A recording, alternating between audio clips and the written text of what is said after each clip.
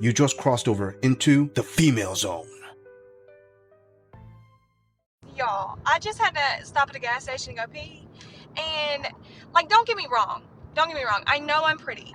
I know that I'm pretty. And I know that I be body audience sometimes. But, like, don't, like, if you want to look, like, okay. But, like, don't be inappropriate. Like, I don't see the point in that. I don't see the point in that. I don't see the point in that. And it's honestly, it's just so disrespectful. Like, it's so disrespectful. It makes me so mad. I can't help that I look the way that I look. And I'm going to be pretty and eye-catching no matter what I have on. So, it just sucks. Because some guys are just so nasty. Like, what's the point? What's the point in just, like, and saying stuff out loud? What's the point in that? What's the point in that? Anyways. Oh, behave. All right, sister, before I address the issues of what this man may have or may have not said, let me just address firstly when you said that you know that you're pretty and you can't help that you're pretty and this and that. Okay, let's just backpedal there a little bit. Okay, this girl is going to tell you, you're not ugly. But when you're saying that you know that you're pretty, hold up. Pump your brakes a little bit. You see, you are fortunately gifted, but not gifted in the way that you think you are. Let me be more specific. You have a plain Jane face. You have a plain Jane look to you, okay? That's not bad. Not an insult by any means. I'm just pointing it out. But accompanying that plain Jane look, you got some pretty nice, well-shaped and healthy melons to go along with that. When men are looking at you, they're not looking at your quote-unquote pretty face. They're looking at your casabas. And let me be honest with you. When you said no matter what you're wearing, men are going to look, you're absolutely right, because they're nice to look at. Now, addressing what this guy said, you said that some guy was saying something out loud and being vulgar. And why did he have to say it out loud? You know what? Don't know what he said, but assuming that it was 100% true and the guy probably said something out of line, my question is, why are you letting it bother you? I mean, if you're this confident in your looks and you say, oh, I know men are going to look no matter what, then you have to accept that. Along with that, you're probably going to get some comments that are not the best ones out there. You can't go out expecting that people are going to treat you great 100% of the time. It's a mixed bag, sweetheart. You take the good with the bad and keep on trucking. Before we move on, I want to say thank you, fam, to all of my subscribers for supporting this channel. I truly appreciate all of you who leave comments, who like my videos, and share them on other social media platforms. I truly gotta say thanks, fam. If it wasn't for you, I wouldn't be here. And for those of you who haven't subscribed yet, I thank you for tuning in, and I hope you decide to hit that subscribe button. Moving on. Went on a date. Healthy, handsome, successful 52-year-old man. Subject of age comes up. He discovers that he asked out a 45-year-old woman, not a 35-year-old woman.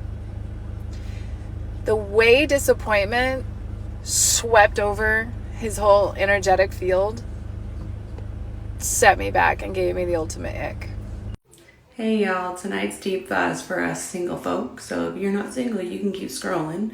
But don't you love it when people keep telling you that you'll find love when you least expect it, or when you stop looking, love will come find you? Well, pretty sure, Sally, someone in the dating pool. And have you looked out there what your options are? Because they are slim pickings, okay? And yeah, kind of giving up at this point and still nothing. So there's that. Okay, so my girls that are in a relationship, come to the front. If your man tells you, I don't want you talking to that person, what are we doing?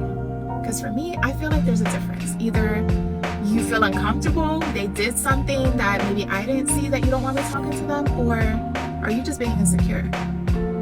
Where do we draw the line? So let me know. If he tells you he don't want you talking to someone, maybe a longtime friend, whatever it is, are you gonna stop talking to them? Are you gonna ask for explanation why? Or are you just gonna do whatever you want? Let me know, asking for a friend. Yeah, and I met this guy. He was really, really nice. Told me I was beautiful and really showed me a very nice time. So then we planned to get together last night. I'm kind of staying wherever right now, so I decided to stay closer to where he lives, you know, because he was like, where are you staying? And I was like, oh, I can stay in Bernie again. We talked all day. Ghosted me when we were supposed to get together. Sometimes I feel like the universe is trying to teach me a lesson that I should have already learned, but I think I'm just hopeful still. Just hopeful. I don't know. Is that silly?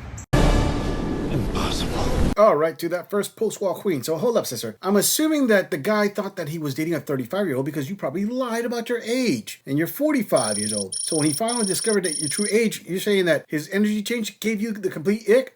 Correction there. You see, what happened there is the reaction that he gave you when he found out about your age is probably very similar to the reaction that women give men who say they're 6 feet tall, and then when they go on the date, you find out they're actually 5'10", and you're like, ugh. So, in other words, the one who got the ick was him. From you. Sweetie, I don't care if you throw a brand new label on the packaging. It don't matter. The roast beef inside it is still aged. It doesn't get any younger just because you say it got younger. And the guy knows that. I mean, you said it yourself. The guy was a top-tier guy in his 50s, so he wasn't settling for you. All right, to that second chick with the carrot top and putting out the very slim pickets she has herself on her chesticles, if we can call them chesticles. They kind of look like mosquito bites. Anyway, yeah, you're putting them out there, or maybe you do have more. They're just hanging so low we couldn't see it in the camera angle. Doesn't matter. The point is, you're saying that someone took a crap in the dating pool because there's nothing out there. Have you realized that you're probably part of that turd there? Because to be honest with you, if you can't find a man at your age, you're definitely post-wall smashing age. What did you do wrong? It's not that hard to hold on to a man. You just have to be a submissive woman and give the guy what he wants. So at that age, if you're completely single, it's real simple. You're definitely doing something wrong. You can't hold on to a man. And sure, blame everybody else.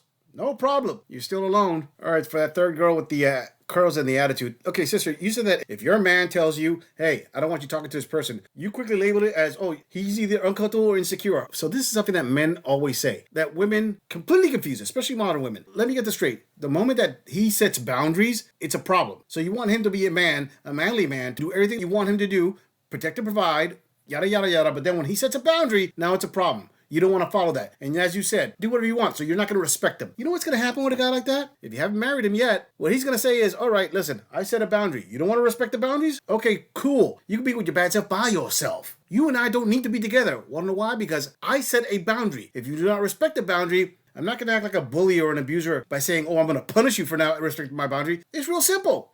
You didn't respect the boundary? Okay, that person that you were talking to, grab your stuff, pack your bags, go out there, and keep on talking to them for the rest of your life. This thing that you and I have, you just destroyed it. Bye. All right, to that fourth heavyset girl that said that got ghosted after the guy talked to you because you don't have anywhere to stay, and the universe is trying to tell you something? Yeah, I think the universe is trying to tell you, hey, get an address, get a home, get a lease, move in somewhere. Let me be honest. If the guy's talking to you and you say you could stay anywhere, whatever, he's picking up a couple things. The first thing he's picking up is, yeah, you are desperate for somebody to take care of you, as in you want me to take care of you. The second thing he's picking up is, hold up a second. If you're staying anywhere, how many times have you jumped from house to house from different dudes? I mean, have you done anything with the guys just to have a place to stay? A bunch of questions could come up. The answers can be innocent or not. The point is, the guy's not going to take a chance. He's like, nah, I'm not rolling the dice on that one. I don't need to gamble. Not in this house. Why? Because it's house rules. His house, the house always wins. He just dropped the deuces on you and wished you good luck. It wasn't just the universe telling you something. Move it on. I realized after the last time I tried to date somebody that weaponizing competence does not work the same on men as it does on women. When a man uses weaponizing competence, 9 out of 10 times, it only takes one time for the woman to be like, you know what? Never mind. I don't even want you to do it anymore. So after years of watching men do this to us, I decided I was going to start trying to do it, right? So I started dating this guy. We'd only been dating for like a month. And he kept hinting to the fact that he wanted me to cook for him. Now, mind you, if I invite you over and I just already happen to be cooking, of course, I don't mind. Yeah, eat with us. I don't mind. But to keep asking me and bugging me and bugging me and bugging me and bugging me to cook, I said, all right, this is the perfect time for me to use this weaponizing competence, right? So I bought steak, I bought asparagus, and I bought some potatoes. I was gonna make roasted potatoes, but I purposefully made it horrible, okay? I asked him, I said, how you like your steak? He says, oh, I like it well done. Okay, so I purposefully made the steak so rare that he might as well have just ran up and bit the damn cow, right? The asparagus, I overcooked the hell out of them. They were like mush, like mashed potatoes. And the roasted potatoes were like rocks, basically, right? So I'm trying not to like watch him too much as he's eating it. And, toward the end, I look and I go, oh gosh, I'm so sorry. I didn't realize I didn't cook that steak long enough. Was it okay? I look down, his plate is empty. empty. It looked like he licked the damn plate. And he looks at me and he goes, you know what? How'd you cook that steak? And I was like, oh, I think it was kind of like on the rare side. Oh, I think I like it like that. Are you serious? Are you serious? He ate up all the soggy doggy asparagus. He ate up the fucking dry ass potatoes like it was the Last Supper. And then kept bugging me to cook again.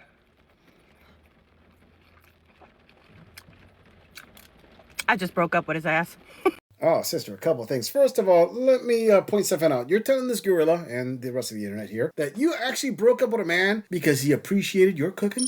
Wow. Talk about some petty crap there. So you said that you tried to weaponize incompetence. You tried to script the food on purpose. Sister, let me tell you something. That's really not going to work on men, period. You cannot weaponize incompetence on the group that weaponized autism. You heard of reverse psychology? This is reverse everything. I don't know what you were thinking, but victory was not an option that you had in this one. So exactly what are you looking for? For a guy who does everything so you can be lazy the whole time? I mean, listen, just looking at your face, I can tell you're pretty lazy. But to the point that you can't even cook for a guy that even though when you try to screw it up, he appreciates it? Sister, it seems to this gorilla that you deserve the type of man who's not going to appreciate anything that you do because the ones that do appreciate things, you don't like to treat them right. I may be wrong with what I'm about to say, but women who are like that, you tend to date men who've been to jail for DV. I'm not saying that you do it, but dang it, there's a trend. And to my female viewers, if any of you could find out who that guy is, you should DM the guy. I mean, how hard is it to find a man that'll appreciate even the worst cook? Food for thought there, ladies. Now, setting the jokes aside, I want to close this out with a little bit more of a serious note. Note that this guy seemed to be like a good guy. He was the type of a guy that women say that they asked for. Note that he didn't complain. He didn't berate her. He didn't say anything bad about her food. The guy was actually being nice the whole way. He appreciated you to the point that he didn't care if it was badly cooked. He just felt that you did something extremely nice for him. You went out of your way to cook for him. Whether that a lot of women ask for guys like these, and you say that, oh, where are these good guys at? But when you finally get one, what do? You dump them. And that is the sad reality of today's dating market. I'm just saying, if you enjoy this audit, click on the video in the end screen for more content. If you would like to support the channel, please follow the link in the description to donate to our beer fund, or like, subscribe, and share this video on other social media platforms. If you agree or disagree with anything about this audit, please let us know in the comments. I'm going to leave this audit right here. I'll see all of you in the next episode.